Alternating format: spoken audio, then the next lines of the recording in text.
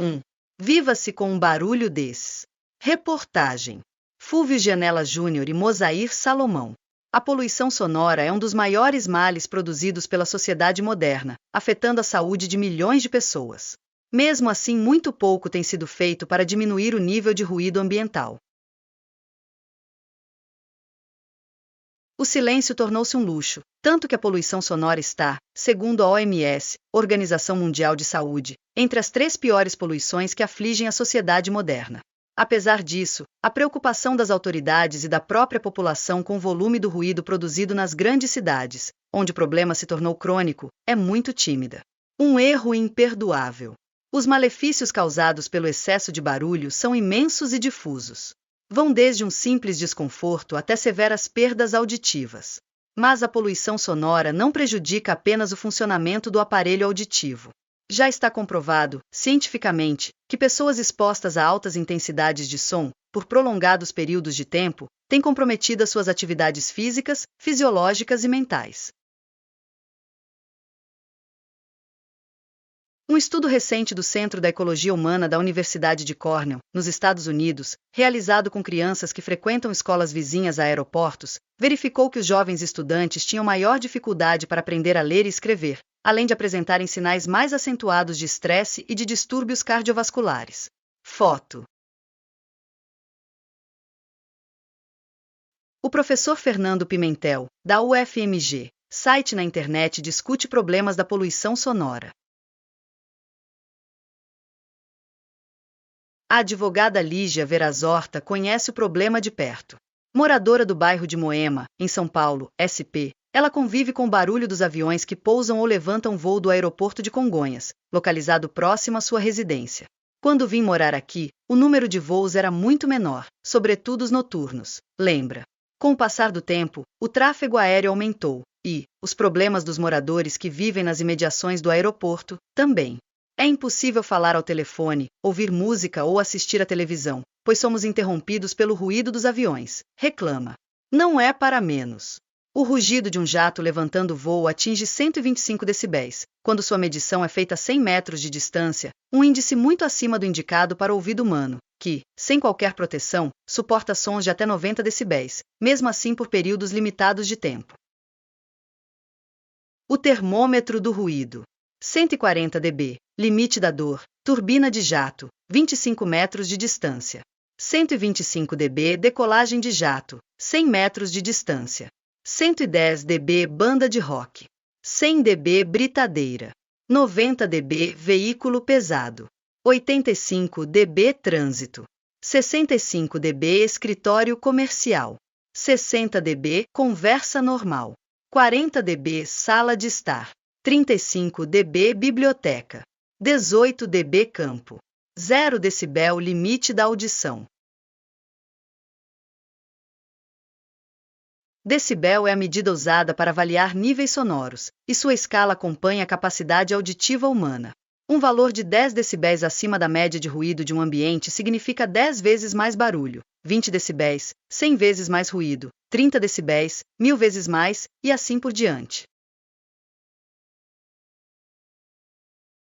Quando não havia muito controle sobre decolagens e pousos, após as 23 horas, o drama era ainda maior. Ficava impossível dormir uma noite inteira, garante a advogada, que ajudou a fundar uma associação de bairro cuja prioridade era estabelecer um horário rígido de funcionamento para o aeroporto. Conseguimos o fechamento entre 23 e 6 horas, mas o número de voos noturnos, ditos de emergência, voltou a crescer, indigna-se Lígia, que atribui grande parte da culpa por sua deficiência auditiva, perda de 68% no ouvido direito, a exposição compulsória a níveis sonoros bem acima dos razoáveis. Os efeitos do barulho dependem da sensibilidade de cada indivíduo, mas o convívio ininterrupto com sons acima de 55 decibéis, em média, já começa a trazer desconforto. Por isso, a OMS recomenda que o nível médio de ruído ambiental não exceda 50 decibéis. Uma exigência difícil de ser obedecida, ainda mais no meio urbano, onde o tráfego, o adensamento populacional e a proximidade entre residências, pontos comerciais e indústrias aumentam as fontes de ruído. Foto. A advogada Lígia Horta, incômodo pelo crescimento dos voos noturnos. Falta de sensibilidade. Quem primeiro abriu os olhos para o problema da poluição sonora foram os países mais desenvolvidos. Na Holanda, por exemplo, tornou-se obrigatória a utilização de um tipo especial de asfalto que reduz em 50% o som provocado pela circulação dos automóveis, nas avenidas e estradas onde o tráfego supera a média de 35 mil veículos por dia. Nos países subdesenvolvidos, contudo, o som ensurdecedor emanado de fábricas, aeroportos e congestionamentos continua a ser identificado como sinal de progresso. Devido a essa falta de sensibilidade, o combate à poluição sonora se perde, no Brasil, no emaranhado de leis federal, estaduais e municipais que, mais do que complementares, acabam se conflitando. É o que ocorre, por exemplo, em Minas Gerais, onde a lei municipal de Belo Horizonte é mais rigorosa do que a estadual, quanto à permissão para a emissão de sons. Fiéis ao ditado de que mineiro gosta mesmo é de trabalhar em silêncio, os belo-horizontinos aprovaram uma legislação draconiana para tentar diminuir o nível de ruído da cidade, mas ainda não ficaram satisfeitos. Nada menos do que 70% das denúncias que chegam à Delegacia Especializada de Proteção da Qualidade de Vida, também conhecida como Delegacia Ecológica, são de pessoas reclamando do barulho provocado, sobretudo, por bares, restaurantes, oficinas mecânicas e igrejas evangélicas. Há quem pense que entre 6 e 22 horas pode-se fazer qualquer barulho, mas não é verdade. Também durante o dia há limites para a intensidade de ruídos produzidos, lembra o delegado Marcos Luciano, responsável pela delegacia. Tida como uma das capitais brasileiras mais barulhentas, Belo Horizonte sofre com o tráfego urbano que, em certas regiões da cidade, produz descargas sonoras de até 88 decibéis. As pessoas expostas a este nível de ruído podem ser consideradas cidadãos de segunda categoria, pois estão desgastando seu organismo sem nada produzir, afirma Fernando Pimentel de Souza, professor do Instituto de Ciências Biológicas da UFMG, Universidade Federal de Minas Gerais, que mantém um site atualizado na internet sobre poluição sonora. http://www.ic.ufmg.brip. Lei desrespeitada. O primeiro passo dado por qualquer pessoa que se sinta agredida pelo excesso de barulho é verificar se há uma lei municipal que trata da questão. Em São Paulo, existe a 11.501/94, ampliada pela 11.986/96, que disciplina horários e intensidade de ruídos produzidos por bares, restaurantes, casas de espetáculo, templos religiosos e outras instituições, de acordo com o horário e as características da zona de uso do solo. Já o controle das indústrias e empresas cabe à CETESB, Companhia de Tecnologia e Saneamento Ambiental, órgão do governo do estado. Pela resolução do CONAMA, Conselho Nacional do Meio Ambiente, que segue a norma 10.151 da Associação Brasileira de Normas Técnicas, os níveis de ruído máximos permitidos, entre as 7 e 19 horas, em áreas residenciais, é de 55 decibéis, caindo para 50 decibéis no período noturno. Nas zonas mistas, que acomodam lado a lado indústrias, casas comerciais e moradias, os limites sobem para 65 e 60 decibéis, enquanto que, nas regiões industriais, há uma liberalidade ainda maior, 70 decibéis, durante o dia, e 65, das 19 às 7 horas. Foto. Elizabeth. Convivência difícil com barulho e sermão em domicílio.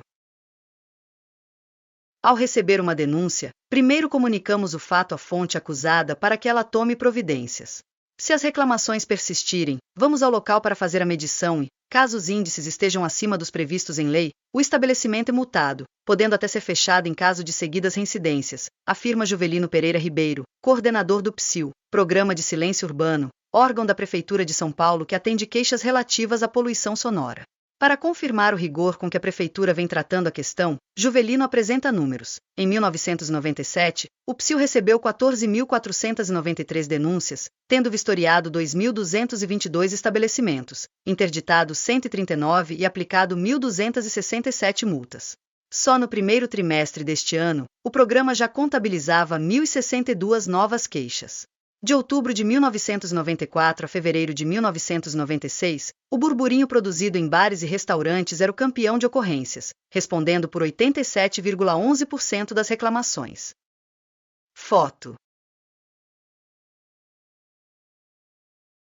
A técnica da CETESB Renata Vieira. Exigência de licença de funcionamento coíbe a prática de abusos. Também em Belo Horizonte, os 14 mil bares espalhados pela cidade desafiam o conforto acústico da população, o que tem levado o delegado Marcos Luciano a fechar alguns estabelecimentos, ou como previsto em lei, recolher equipamentos de som e instrumentos musicais. Uma das vítimas da delegacia ecológica foi o Armazém do Chopp, bar que reunia nas tardes de sábado e domingo mais de 200 pessoas em torno de uma roda de pagode onde extravasavam alegria, bebida e muito barulho. Como o estabelecimento funcionava em frente ao Hospital Madre Teresa, as queixas de pacientes, familiares e médicos acabaram levando à morte súbita do armazém. Quase nunca, porém, o processo é tão fácil. Há casos em que o combate à poluição sonora esbarra na delicada questão da liberdade de culto religioso. Isso porque o barulho provocado por algumas cerimônias religiosas é atualmente alvo de frequentes reclamações da população. Fato confirmado pelo coordenador do PSIL. O índice sonoro nos cultos de algumas igrejas evangélicas chega a atingir 90 decibéis, valor igual ao de uma britadeira, compara. A assistente social Maria Elizabeth de Gismene sente isso na pele, ou melhor, nos ouvidos, e já solicitou a ajuda do PSIL, incomodada pelo barulho provocado por uma igreja batista que dá fundos para sua residência. Convivo com ela há 30 anos e sempre respeitei as cerimônias, mas, de 10 anos para cá, a situação está ficando insuportável, garante. A principal reclamação refere-se ao aumento dos eventos realizados no local. Toda noite tem alguma coisa: culto, casamento, ensaios musicais, atividades de lazer, tudo isso acompanhado por guitarra, bateria, trompete e muita gritaria, afirma.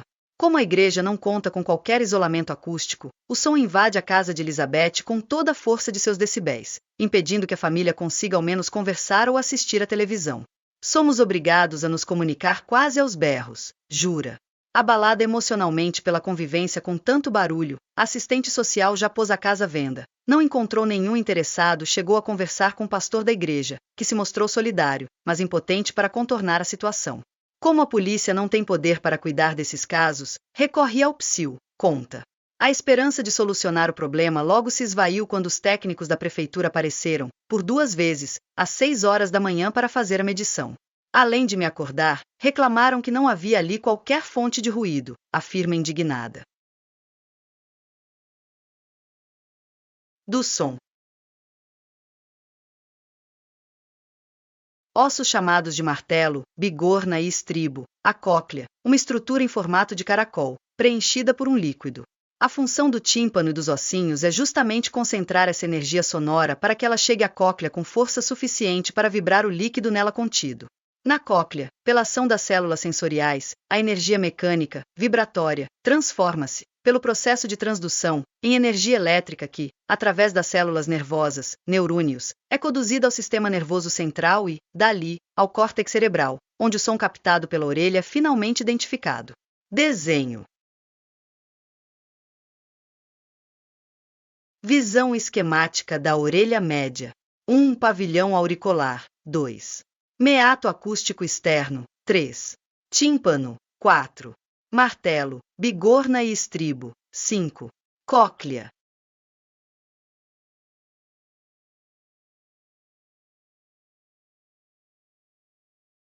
Prevenção. O maior problema encontrado pelos fiscais responsáveis pelo controle da poluição sonora em qualquer metrópole do país, além da falta frequente de recursos, é a grande quantidade de reclamações. Isso ocorre porque fontes comuns de poluição sonora, como bares e restaurantes, para serem instalados, não dependem de uma licença que avalie o impacto ambiental que irão provocar, ao contrário do que ocorre com as indústrias, por exemplo, que precisam desse aval da CETESB, afirma Alcir Vilela Júnior, assistente executivo da Diretoria de Controle Ambiental da CETESB. Isso, segundo ele, faz com que se perca a oportunidade de realizar um trabalho preventivo, obrigando os órgãos públicos a atuar sobre um problema já instalado. Com o intuito de auxiliar as prefeituras a combater o problema, a CETESB tem proposto parcerias que incluem assessoria técnica, além de preparar um modelo de legislação voltado para o controle da poluição sonora que pode ser adaptado à realidade de cada município. Para solicitar uma cópia do projeto, as autoridades municipais podem ligar para o telefone 011 30 30 61 17. Foto. Carlos Carabelli. Mudanças simples resolveram o problema do excesso de vazamento de som. A exigência da licença não significa que o problema com as indústrias esteja sanado. Mas as soluções, em geral, são mais simples e podem ser tomadas rapidamente, colocando a emissão de sons dentro dos limites legais, garante Renata Souto Vieira, da equipe de fiscalização da CETESB.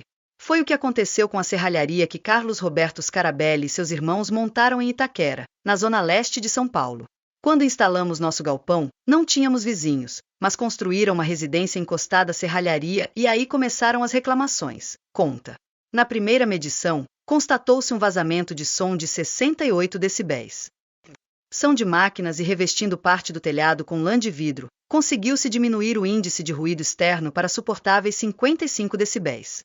Para o professor João Gualberto de Azevedo Baring, arquiteto e pesquisador do Agrupamento de Acústica da Divisão de Edificações do IPT, Instituto de Pesquisas Tecnológicas, de São Paulo, das situações compulsórias de ruído, a que envolve fábricas e indústrias é a de mais fácil controle. Os abusos podem ser constatados mediante uma denúncia, já que se trata de uma fonte fixa de emissão de som, e, os responsáveis, punidos rapidamente, afirma. As dificuldades crescem quando a poluição sonora é produzida pelo tráfego de veículos. Qualquer cidade que possua uma grande massa de automóveis, motos, ônibus e caminhões vai apresentar excesso de barulho no trânsito, o que não impede que se adotem medidas para amenizar um pouco o ruído provocado por essa frota, afirma o professor. Aliás, o novo Código Nacional de Trânsito prevê vistorias anuais nos veículos no que se refere tanto à emissão de poluentes na atmosfera quanto à de ruídos. O resultado desse esforço todo, porém, pode ser frustrante. É que basta um único carro barulhento em meio a outros veículos silenciosos para elevar consideravelmente o nível de ruído ambiental, explica. Delicado mesmo é o controle da chamada poluição sonora comportamental, resultante do desrespeito de um cidadão para com o direito do outro. Aqui se inclui desde o vizinho que adora ouvir som no último volume até o que resolve fazer o ensaio da banda de rock na garagem de casa. Como não há uma legislação no que preveja para o problema uma solução rápida, o último recurso é chamar a polícia e abrir um processo criminal baseado na lei das contravenções penais contra o vizinho barulhento. Contudo, são casos constrangedores e litigiosos que todo mundo prefere evitar, pondera João Gualberto. Fim. Junho de 1998. Família Cristã. Biblioteca Virtual do PCJ. Asterisco Projeto Crescer Juntos asterisco.